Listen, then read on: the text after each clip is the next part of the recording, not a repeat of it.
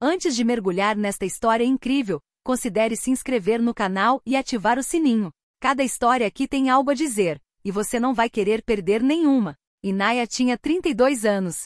Morava no bairro de Croix-Rousse em Lyon, um bairro de vielas íngremes, perfumado com o aroma do café da manhã, das padarias artesanais e dos bondes que rangem ao amanhecer. Ali, entre muros antigos e murais coloridos, ela ocupava um pequeno apartamento no sótão, modesto, mas aconchegante, onde a luz da manhã se filtrava através de cortinas de linho branco, acariciando as pilhas de livros empilhadas perto da janela. Vindo de uma família modesta, Inaya nunca conheceu o luxo, mas nunca lhe faltou amor. Seu pai, Malik, era bibliotecário numa mediateca municipal. Homem silencioso e apaixonado por filosofia, transmitiu-lhe o gosto pela leitura, pelo silêncio e pela reflexão.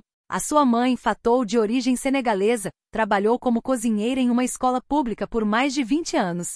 Cantava enquanto preparava mafé ou iassa, doces canções de sua infância, cheias de nostalgia e coragem. Nas noites de inverno, Inaya lia em voz alta para os pais trechos de Camus ou Mariama Ba, enquanto a panela fumegava no fogão. Sua infância foi marcada por calor humano, respeito, modéstia e uma educação discreta, mas repleta de valores. Já adulta, Inaya estudou literatura antes de se dedicar ao ensino. Ela optou por permanecer próxima de sua comunidade, lecionando para o primeiro ano do ensino fundamental em uma pequena escola pública no 4º arrondissement. Ela sabia os nomes de todos os alunos, seus irmãos, seus medos e seus sonhos. Ela mesma costurava bolsas de leitura para as crianças, ensinava com paciência e frequentemente ficava depois da escola para ajudar aqueles que estavam com dificuldades. Sua vida, porém, estava longe de ser vazia. Era repleta de pequenas alegrias, o sorriso de uma aluna aprendendo a ler, uma conversa com a mãe tomando chá quente, um passeio sozinha às margens do Ródano com um caderno no bolso. Mas Inaya também era uma mulher solitária, não por rejeição dos outros, mas por instinto. Desconfiava de relacionamentos ostentosos, de promessas vazias. Nunca tivera grandes amores. Tivera alguns casos amorosos, muitas vezes desequilibrados, muitas vezes breves. Os homens que conhecia não viam sua profundidade, sua luz discreta. Alguns a julgavam séria demais, simples demais, pouco moderna. Diziam-lhe que não se exibia o suficiente, que não sabia se vender. Ela não tinha seguidores nas redes sociais. Usava roupas simples, muitas vezes compradas em brechós. Gostava de cachecóis coloridos e joias de madeira. Riu baixinho, quase timidamente, como se pedisse permissão para existir num mundo barulhento demais. Então houve o acidente de bicicleta. Era uma manhã de quinta-feira de outubro. Chovia levemente, aquela garoa fina que gruda nos cílios. Inaya, fiel à sua velha bicicleta turquesa, pedalava cautelosamente sobre os paralelepípedos escorregadios. Num cruzamento, um carro cinza apareceu de repente. Ela freou com muita força. Suas mãos escorregaram. A bicicleta cedeu sob ela. Ela caiu com força de lado, com o joelho batendo no asfalto. Seu casaco estava rasgado. Sua mochila se abriu, espalhando seus trabalhos pelo asfalto molhado. Um homem saiu imediatamente do carro. Ele usava um casaco preto e um cachecol de lã cinza. Alto, ligeiramente curvado, elegantemente vestido, na casa dos 50. Correu em sua direção com uma calma quase protetora. Pegou-a no colo sem dizer uma palavra, delicadamente como se pega um pássaro ferido. Seu olhar era intenso, mas reconfortante. Ele não entrou em pânico. Examinou a perna dela, chamou um médico, recolheu cada folha encharcada. O nome dele era Adriano. Naquele dia, ele não a levou apenas à clínica. Ficou com ela a tarde toda. Segurou a mão dela na sala de espera. Comprou um chá quente para ela na máquina de venda automática. Conversaram. Por um bom tempo. Ele lhe contou que havia perdido a esposa alguns anos antes e não tinha filhos. Morava entre Paris e Genebra por motivos profissionais. Disse que trabalhava na política, mas evitava detalhes. Falava com um vocabulário rico e preciso, mas nunca condescendente. Foi o início de um vínculo estranho, quase irreal. Começaram a se ver novamente. Em pequenos cafés, em livrarias, em museus. Sempre longe do barulho. Adrien parecia atraído pela simplicidade de Inaya, sua gentileza, sua luz discreta. Ele falava pouco sobre si mesmo, mas a ouvia com sinceridade. Lembrava-se de tudo. Os nomes de seus alunos, os pratos favoritos de sua mãe, os poemas que ela amava. Inaya, inicialmente cautelosa, aos poucos se deixou domar. Ela se apaixonou. Não como alguém que cai em um sonho, mas como alguém que entra em uma casa quentinha após uma tempestade. O que a impressionava em Adrien era sua humildade. Ele nunca fazia grandes discursos sobre si mesmo. Não tinha relógio de luxo nem necessidade de agradar. Costumava dizer: trabalho com política, mas numa posição mais secundária. Nada muito interessante. Ela não fazia perguntas. Não precisava saber. Ele tinha os modos de um homem rico, era verdade.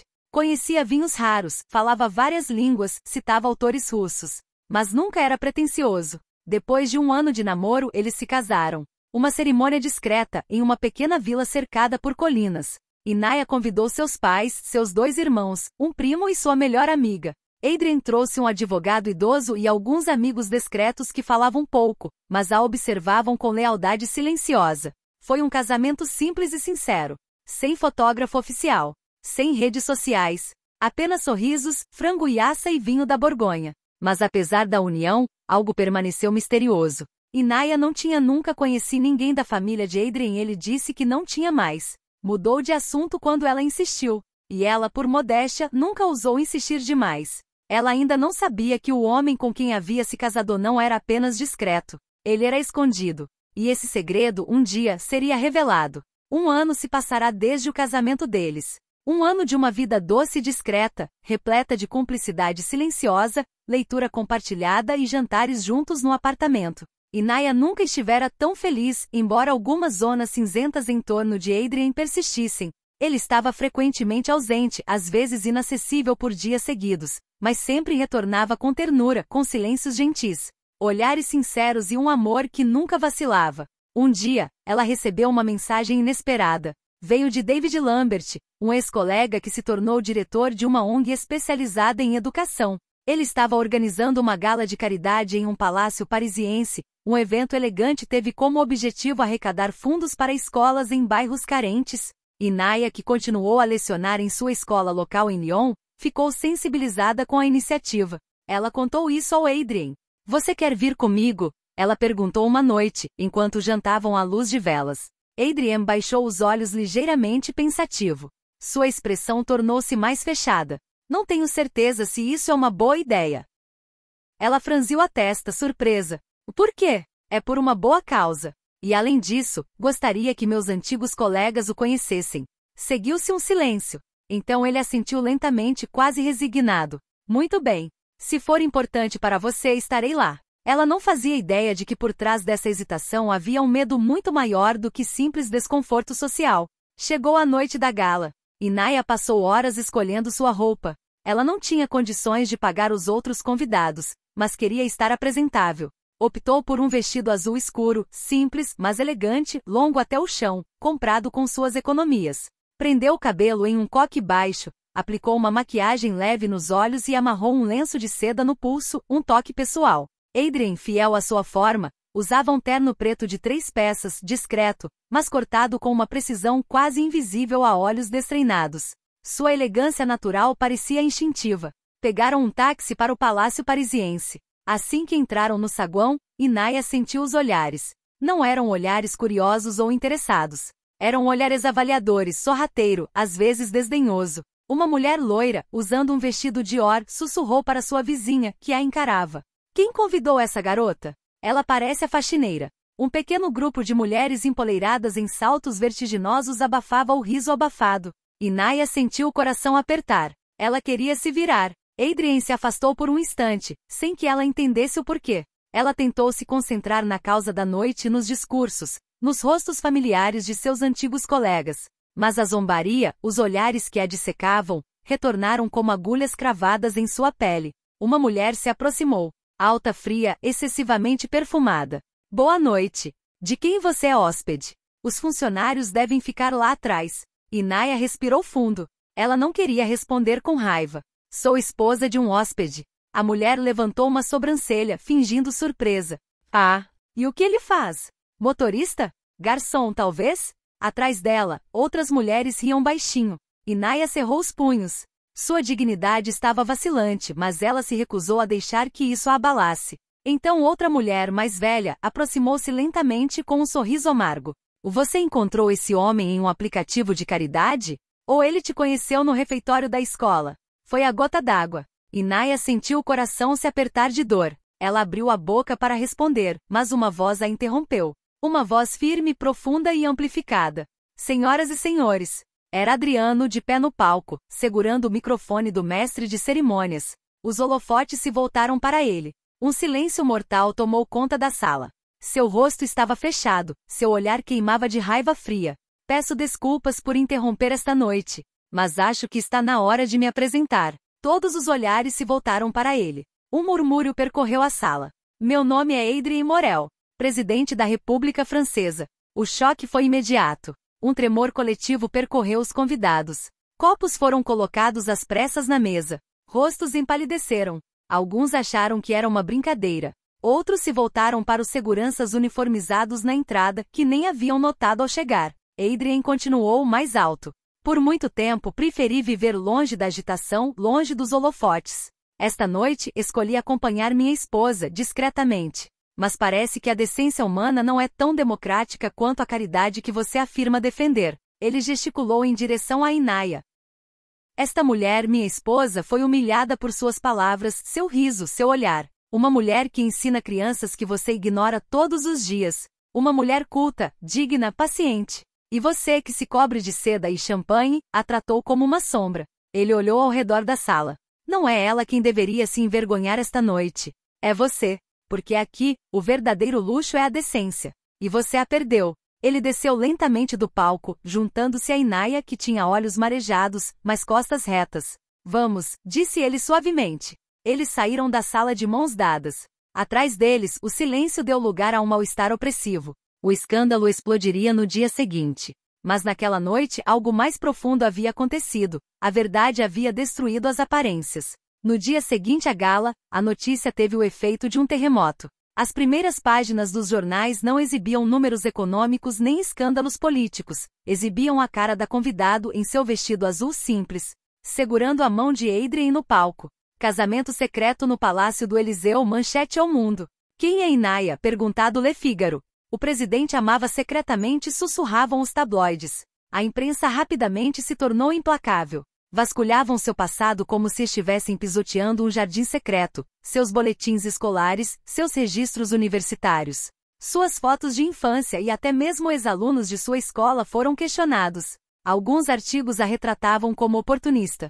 Outros criticavam sua discrição, sua falta de ambição política, sua origem modesta e sua pele escura. Mas o que a grande mídia não previu foi a reação do povo. Milhares de cartas inundaram o Palácio do Eliseu. Cartas trêmulas, cheias de tinta e coração. Mães solteiras escreveram para ela. Você é o primeiro lá em cima que se parece com a gente. Obrigada. Professores assinaram. Finalmente, uma voz que sabe o que é uma turma de CP com 28 alunos. Os imigrantes simplesmente disseram. Você nos deixa orgulhosos. Adolescentes negras veladas, invisíveis na República, escreveram-lhe. Achávamos que era impossível. Mas você conseguiu. As redes sociais também pegaram fogo. A hashtag Inaya Notre Voice viralizou. Vídeos, poemas e desenhos infantis inundaram o site. Uma onda de apoio humano e emocional se espalhou. 3 dias depois do escândalo, Adrien convocou uma coletiva de imprensa. Câmeras de toda a Europa estavam focadas nele. Ele chegou sozinho, sem púlpito, sem bandeira, em uma sala sóbria. Ele falou com uma voz calma, sem anotações.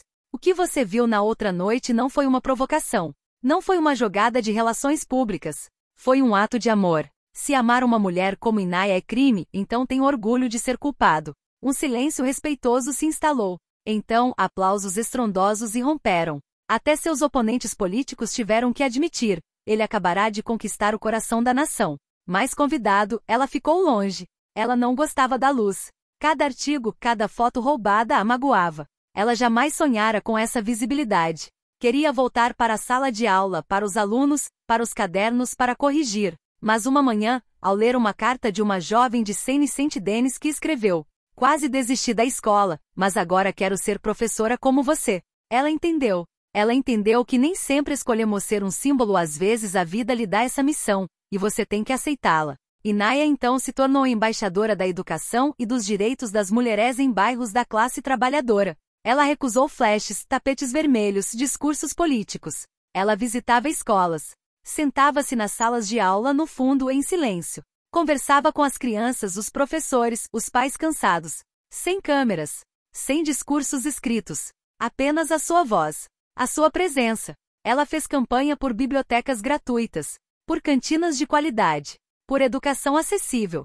Ela deu um novo significado ao seu status, o The Voice do Invisível. Um dia, numa pequena escola de Marsella, um aluno do CM2 perguntou-lhe timidamente: Senhora, como a senhora conseguiu se casar com um presidente? Inaya sorriu, ajoelhou-se à sua altura e respondeu suavemente: Não me casei com um presidente. Casei-me com um bom homem. O resto nunca importou. O mandato presidencial de Adrian terminou com rara dignidade. Nenhuma campanha por um segundo mandato. Nenhum discurso triunfante. Apenas um sóbrio agradecimento ao povo. No dia em que saiu do Eliseu, Adrian saiu de mãos dadas com Inaya, sem limusine, sem escolta.